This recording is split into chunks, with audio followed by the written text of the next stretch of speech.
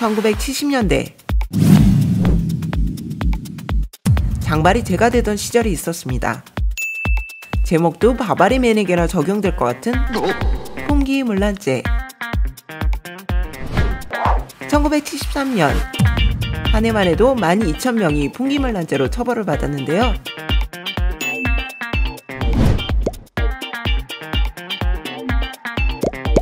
이렇게 많은 사람이 처벌을 받을 수 있었던 건 가위와 바리깡을 들고 다니며 단속을 하던 경찰들 덕분이었죠.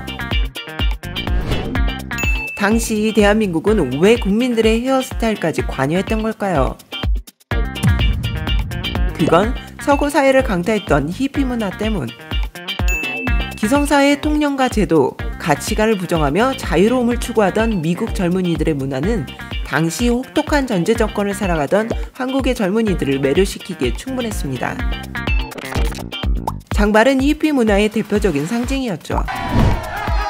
사회에 대한 반항의식을 표출하고 표현하는 청년들의 욕구를 그냥 두고 볼 수는 없었습니다. 그래서 사회질서 유지라는 이름하에 대대적인 단속을 실시했던 거죠. 1970년대 대한민국의 장발이 사회에 대한 저항의식이었다면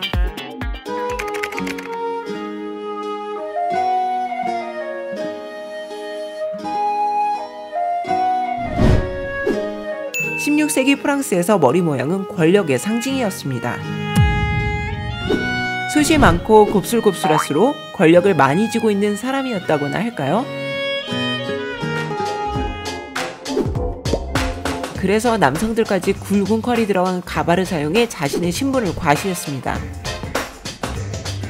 이후 18세기에 들어서면서 볼륨감 있게 부풀린 머리는 역사상 가장 거대한 머리 모양을 연출하기도 했는데요. 점점 더 높아지고 점점 더 화려해질수록 사람들의 환호성은 커져만 갔습니다. 하지만 누군가의 도움 없이는 거동조차 힘들었다고 하네요. 그렇다면 몽골은 어땠을까요? 20세기까지 이어져 온 몽골 여인들의 머리 모양은 데르고르우스, 둥근 머리라는 뜻이죠.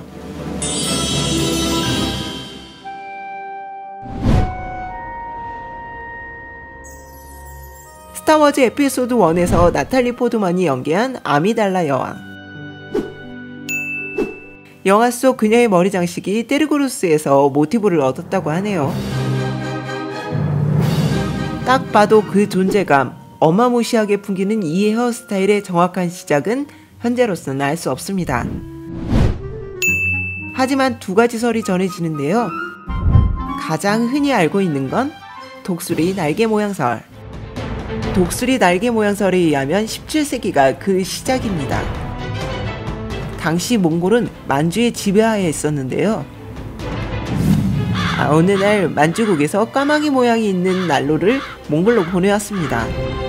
이는 만주국이 몽골을 정신적으로 지배하겠다는 의미였죠. 당연히 크게 반발한 몽골인들. 까마귀를 압도한다는 신화 속 세여왕, 날개 모양을 가감하게 만들어 여인들의 머리에 착용한 것이 데르고르스의 기원이라고 전해집니다. 즉, 데르고르스는 억압에서 나를 지키기 위한 몽골인들의 대항이었죠. 그러나 세월은 흘러가고 그 의미는 변하기 마련. 둥근 머리에 화려한 보석으로 치장을 하면서 사회적 지위나 부의 정도를 과시하기도 했고요. 20개가 넘는 부족들 사이에서 자신의 소속을 표현하거나 혼인의 여부를 알리는 기능도 있었답니다. 그런데 이런 과감한 헤어스타일은 어떻게 만드는 걸까요? 우선 둥근 모양의 골격을 만들고 그곳에 악교로 머리카락을 고정시킵니다. 물론 재산 꽤나 있으신 분들은 악교 대신 버터나 양기름을 사용해 머리에 윤기를 더했죠. 이렇게 둥글게 만든 머리에 은빛 장식으로 화려함과 우아함을 더해주었는데요. 은빛 장식 중간중간 터키와 산호석을 박아 화려함을 극대화시켜주는 것이 데르고르스의 포인트. 그럼 왜 산호석이었을까요? 산호석은 영혼을 지켜주는 신비로운 힘이 있다고 믿었기 때문이죠.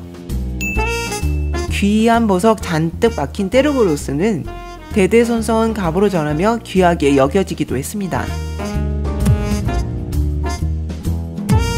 둥근 모양을 만들고 남은 머리는 한국의 댕기머리처럼 길게 따은 후 화려한 리본으로 가려주었는데요.